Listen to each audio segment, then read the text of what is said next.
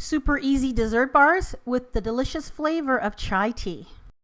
Let's see what's cooking. It's time for yoyomax12. Hello everyone, starting off with 1 cup of butter that you will melt and then put into a large bowl. Add to that 1.5 cups of sugar. Stir that together and then blend in 3 eggs and 1 tablespoon of vinegar. So once that's all stirred together, we're going to make our dry ingredients.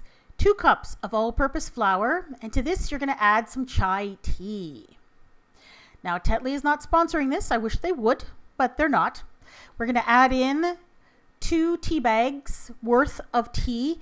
And I actually added in a 3rd one because I love the flavor of chai tea and I wanted to bump it up a little bit. And I also added in a 1/4 teaspoon of salt.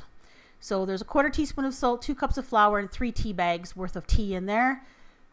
Put your dry ingredients into your wet ingredients and stir it until combined or until there's no more flour showing. Then prepare your baking pan. That's a 9 by 13 inch baking dish that you're going to line with parchment paper or aluminum foil. And I always spray a little bit of cooking spray before I add the parchment. It just makes the parchment stick really nice, and it's really a lot easier to put the parchment in the pan. It sticks to the bottom and stays in place. Then take your batter, put it in the pan and spread it around until it's even. And then you're going to bake this at 350 degrees for about 25 minutes until the edges are set. You touch them, they feel firm, but the center will still be soft. You don't want to overbake these because you want them to stay nice and moist. Once they're baked, allow them to cool and then make your glaze. That's a cup of confectioner sugar or icing sugar. Add to that 2 tablespoons of brewed chai tea and then a 1/2 teaspoon of vanilla. Stir that together until it's nice and smooth. And you're going to take this and you're going to pour it on top of your cooled base. Here it is. It's not quite completely cooled. It's a little bit warm, but that's okay. I decided to poke a few holes in the top of this with a fork because I wanted that glaze to have a chance to sink into the dessert bar. And I'm glad I did because it really did make a difference.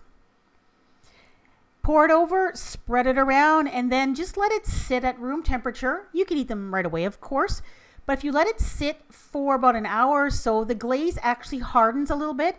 And when you touch it, it'll feel dry to the touch on the top. And it'll actually set up quite nicely. And these are a dream to slice. They slice up very, very nicely. And there they are. They have those lovely little speckles of tea inside the bars. I should have shown you the texture of these. They're more cake-like than cookie-like. So it's like a cross between a cake and a cookie, but more on the cakey side. They're kind of soft. They're actually more like a brownie or a blondie. They have that kind of a texture to it. They have a lovely chai tea flavor. I think I might even would have added in a 4th tea bag just because I love chai tea flavor so much.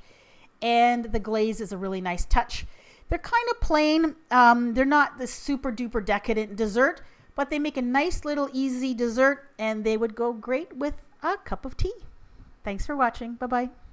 I've been making videos on YouTube now since 2008, so I have lots of videos. I have well over 1,000 of them. And to try to make things easier, I've put things in playlists. And I have one playlist called Dessert Bars.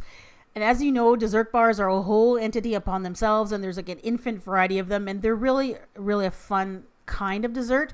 So if you want to see my bars playlist, I'm sure you'll find something you'll love there. Go ahead and click right on your screen or look for the link in the description box below. Thanks for watching. Bye-bye.